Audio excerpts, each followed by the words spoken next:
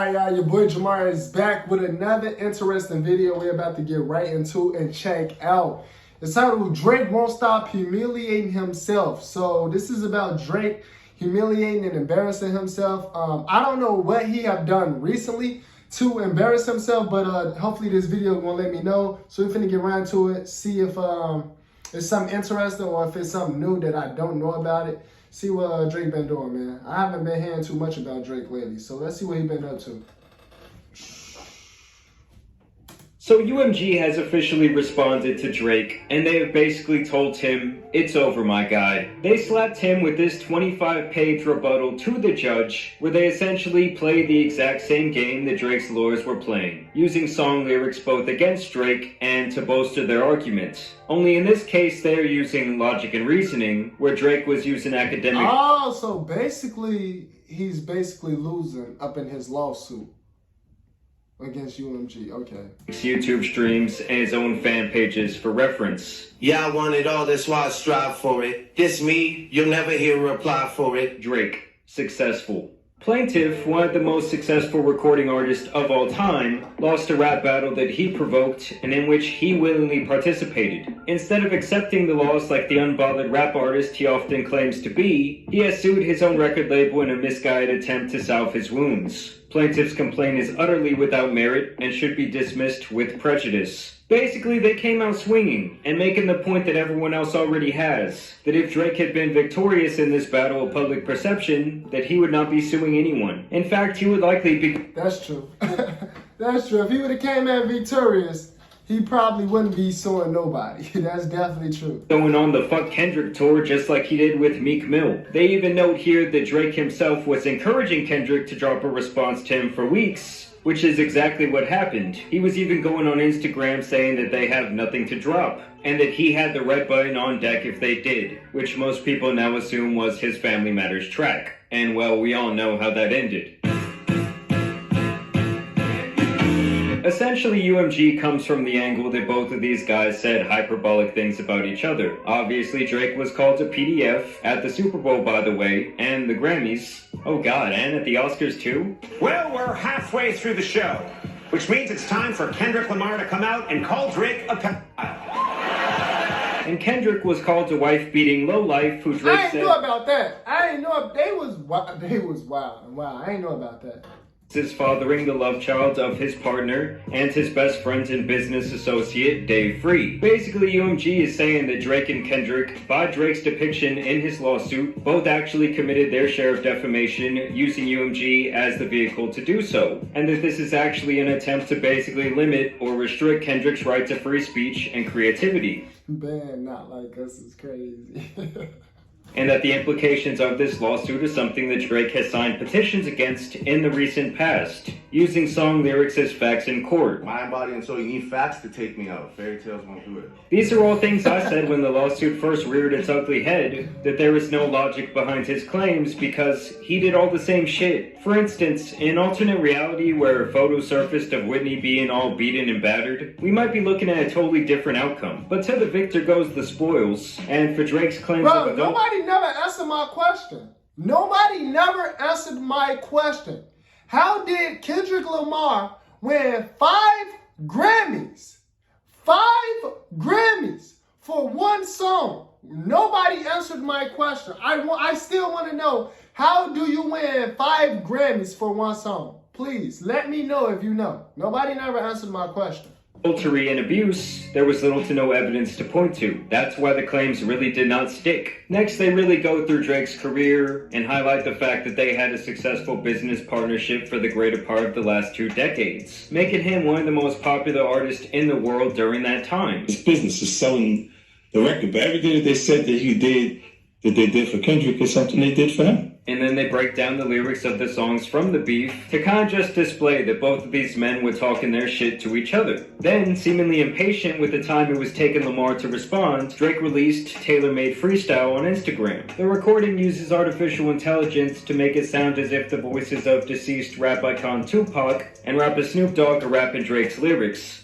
He did the Tupac thing. Doing the Tupac AI thing. Right. You know, You talk about feeling disrespect. I mean, the whole coast, we love Tupac. Right. You know what I'm saying? The world love Tupac. Drake urges Lamar in the voice of Tupac to talk about Drake liking young girls. I mean, y'all have to remember, Drake said the Epstein angle was what he expected. That he plotted for weeks and fed Kendrick this information. They also note that these rumors of him having questionable relationships with underage girls in the entertainment industry have been circling for almost a decade. They even cite here the video of him and the 17-year-old girl on stage at his concert from 2010. Remember, Drake is the one who specifically brought up Millie Bobby Brown on The Heart Part 6, and to me I've always seen that as sort of a self-report, because while Kendrick said, oh, you like these young girls, he never mentioned any of them by name. And in his own voice, Drake raps, Since like that, your tone changed a little. You're not as enthused. How are you not in the booth? It feels like you kinda removed. You try to let this shit die down. Nah, not this time. You following through. I guess you need another week to figure out how to improve. What the fuck is taking so long? We waiting on you. and then obviously the nuke was dropped on his head top.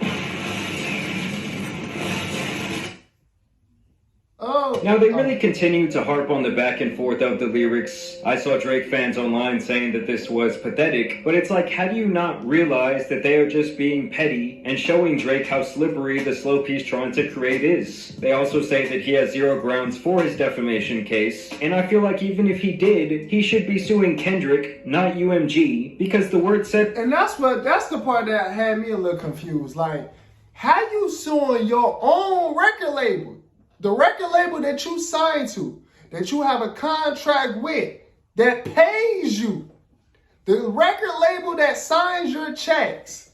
How are you suing your own record label and not the other rapper? I swear, I was so confused by that too. with alleged malice all came out of his mouth.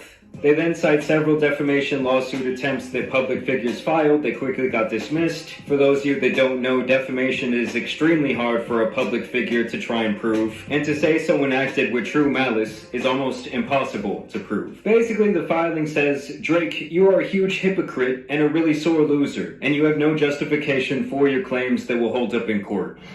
I study rap battles for a living. So this is honestly going...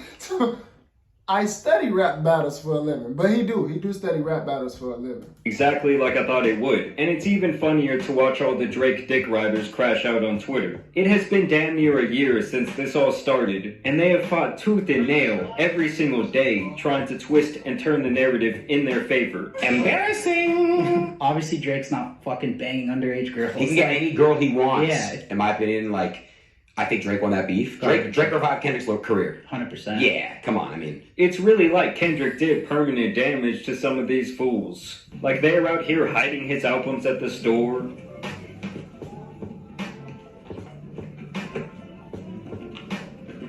Doxing people and threatening life. They doing all that is crazy. I didn't even know our Drake fan base is different. Okay. Over Billboard charts. This one girl, the Kendrick fan, even went out to the place that they were going to meet up to fight.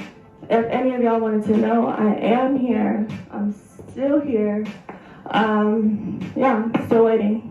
Now, to me, both of these people should be ashamed of themselves. They should. Come on now. People really don't be having nothing better else to do with their time, I see. They definitely should be ashamed of themselves. Like, the rappers beefing. Y'all fans, okay, y'all Kendrick fans and y'all Drake fans, and y'all finna go fight. They not even physically fighting.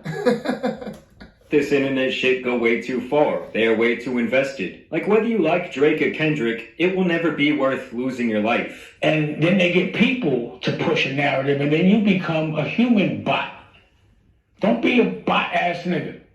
You know, Nice. Don't be programmed to say something that's not true because of somebody else's agenda because you heard other bots say it. And even when Drake dropped his most recent album on Valentine's Day, which I actually thought was a decent record, his fans couldn't even truly enjoy it because the Boogeyman had and has had the #1 song in the world with Luther, and has now been beating Drake's album in sales months after GNX was released. An album with half the amount of songs, by the way, with several of his singles retaining very high placement on the charts. And this was all despite Drake allegedly paying people trying to manufacture trends for songs from his new album. His breakdowns what you've been doing with Drake and Party Next Door's team for their album launch. We did 53 million views in a week. His album went #1 in 7 days. They gave us a budget to pay out their audience, pay out clippers and UGC creators to just make content like around the album, anything related. So we're paying 70 cents per 1,000 views for UGC creators to make like videos reacting to it, lip syncing, dancing. And you guys basically created like the Nokia trend.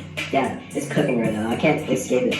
That is the exact same shit that he was accusing Kendrick and UMG of doing to manufacture a hit for Not Like Us. While his fans encouraged people to stream the album in their sleep, and some of them were even out here buying 30 copies to try and propel him up the charts. And that's not to even mention the accounts who have been running propaganda plays with steak ads for the last 9 months, spreading blatant lies every single day to millions of accounts. And even comparing his situation to Emmett Till, like some of y'all have lost the fucking plot. On another front though, I did want to talk about Drake's... What? How they comparing his situation to Emmett Till's?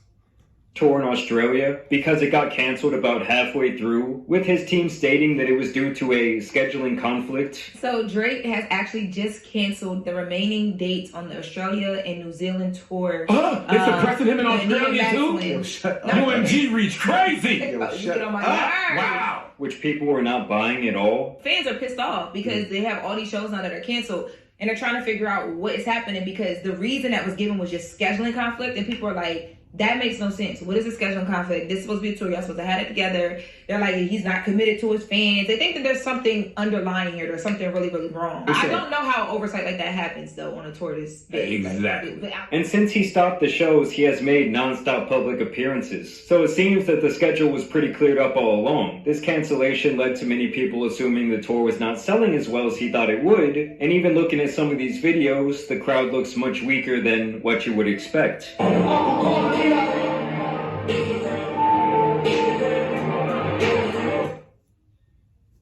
Other than that, every night this shit... They're not singing along?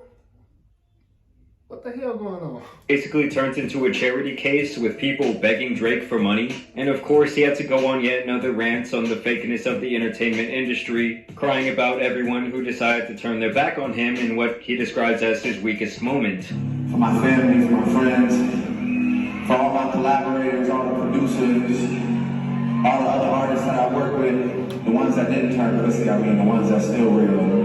So Drake clearly is still out to self-victimize himself, and the dude is still extremely hurt. Like at the end of the day, Drake's reputation, fame, and status almost seemed more important to him than the actual money. And now a lot of that has obviously been stripped away. I mean, just looking at that moment from the Oscars, it was the most talked about thing of the night. In terms of the petition he had filed against iHeartRadio, trying to see the payola discovery, they have come to a resolution with iHeart saying, in exchange for documents that showed iHeart did nothing wrong, Drake agreed to drop his petition. No payments were made by either one of us. Remember that Drake's stance was that iHeart had received illegal payments, aka payola, from UMG to boost the radio play of the #1 song in the world. This was settled by a judge with prejudice, meaning that Drake cannot go back and try and open this back up. And that is kind of the exact way I see this UMG lawsuit playing out. And I just really can't shake the thought, like, why did you have to do this, Drake? Like, even if he somehow wins, it sets a horrible precedent for rap, freedom of speech, and really all forms of artistic expression that are protected by that. All this guy had to do was take his L on the chin and move on. He has a big enough fan base, and he just dropped a good enough record where the conversation would have begun to move past the beef. In fact, I think people were getting a little bit fatigued of it, seeing the Grammys, seeing the Super Bowl. I think it felt like 100% done. It felt 100% milked. It felt like the moment had kind of passed, but it's like he just keeps extending it. He keeps turning the stove back on only to burn his own hand. But either way, I want to know what you guys think about this latest update down below. I also want to thank you. Me personally, I feel like since the fans have got so heavily involved, that's also what's making it worse too. That's just my personal opinion. But yeah, Drake definitely needs to, just, forget about it. I don't know why he was trying to even sue his own record label. When I found that out, that threw me on guard. But it looks like he lost, which is not too surprising because it's like, it's not their fault that the world liked it. Kendrick response when y'all was beefing. It's not their fault. Like, You know, and if anything, sue Kendrick. Sue the other rapper you was beefing with. If you feel wronged or did wrong or somebody was defamation of your character, he the one was talking about you a pedophile and all this and that. So it's like, hey, you gotta take that up with him. You gotta take that up with him. But y'all let me know what y'all think down in the comments below, man. Comment what else y'all want to see me check out next. Don't forget to subscribe to the channel if you're new. And I'll see y'all next.